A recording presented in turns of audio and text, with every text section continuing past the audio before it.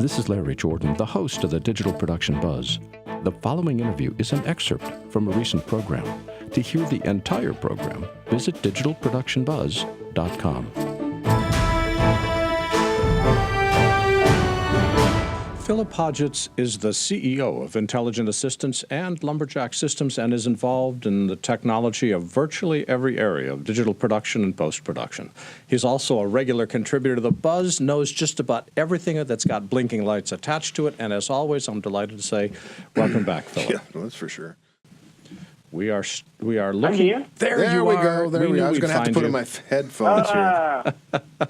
Philip, tonight we want to take a closer look at audio, both in production and post. And a couple of weeks ago, we talked with you about the gear you were taking on location and how small it's become.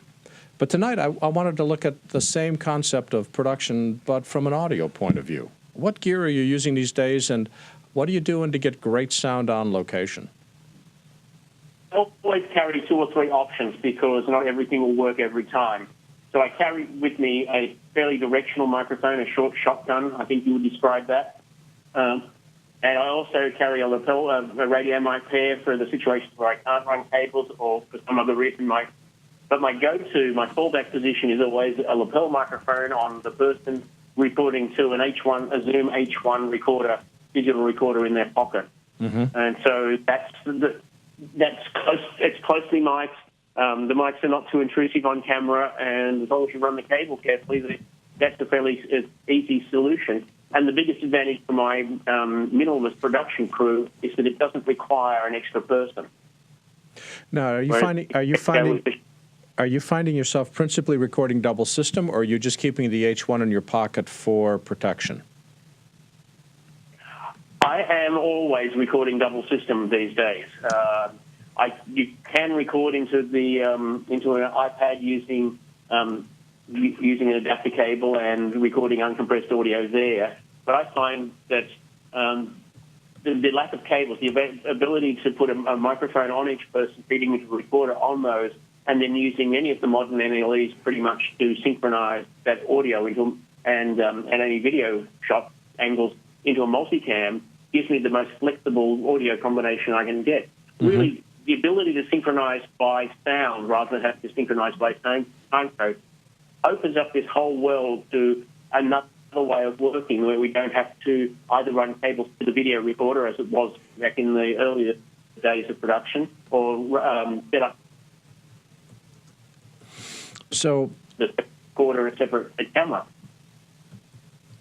So we've got the Zoom H1, which is your double system. That's the one you always use when you go off and do. I use the H4. It's the big brother. What does that do? What's the difference? It's 3 numbers larger. Well, yeah. You wouldn't. Come on. You really wouldn't put an H4 into your pocket. Oh, okay. Yeah, really? The H1 is a really small, thin device, and the H4 is a little bit thicker. It gives you more. For me, it gives me more channels to record. It gives me 2 XLR inputs and allows me to record either using the onboard microphones, which I never use, or plug in lavalier microphones or short shotguns into the H4, and I can record a stereo. So the signal. H4 isn't something you just put in their face. And you could, if you're like a news reporter and you didn't care a lot about quality, you just wanted to get the audio, you'd put the microphones directly in their face. But I will put microphones on the talent and run the microphones into the back of the H4 and use it just as a digital recorder. So you get what you pay for. So, and I have never used the H1, so I say nothing good or bad about it. But the H4 gives me really pretty sound. But Philip, recording it is one thing and syncing it is something else, but the real quality of your audio is based on your microphones. What are you going to use for mics? I have not considered myself an audio expert ever, so I went to a friend of mine, David Lawrence, who has extensive expertise in the subject, and he recommended for the purposes that I had planned a relatively inexpensive Audio-Technica lapel microphone. The exact model number eludes me right now, but it was about $50 on Amazon.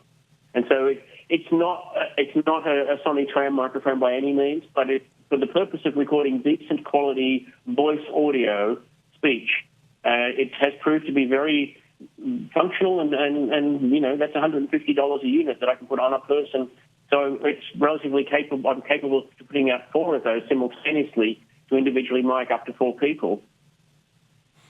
We're going to be talking with Terry Kern in the next segment about post-production audio, but when you're in production, in addition to getting the interviews that you're shooting, do you worry about getting room tone or atmosphere? Absolutely, room tone every time. You need to get at least a minute of clean room tone that doesn't have any obvious sounds in it, because if you loop a minute of room tone and it's got an obvious sound in it, you'll hear the repeat. Longer is better if you've got the time in your schedule, and general atmospheric sound is often useful as well. So, for example, although I was recording interviews in one location with my family reunion, recording some background noise of just the ambience of the family reunion going on, something that I would possibly find here in post-production. Are you recording with the same mic? You just tell the talent to stand there and you record noise with everybody holding still, or do you do a separate audio setup to get the room tone?